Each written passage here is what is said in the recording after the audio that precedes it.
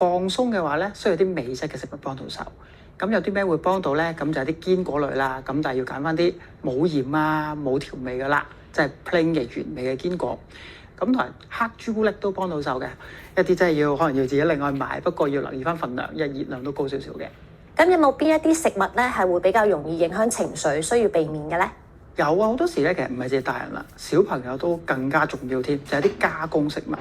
係啦，好多時候直覺會諗到啲午餐肉啊、腸仔呢啲，咁但係調翻轉啦，中式少少都有打邊爐嘅啲丸類啊呢啲，總之唔係一個現成肉類切到出嚟嘅，都好多時當加工食物㗎啦。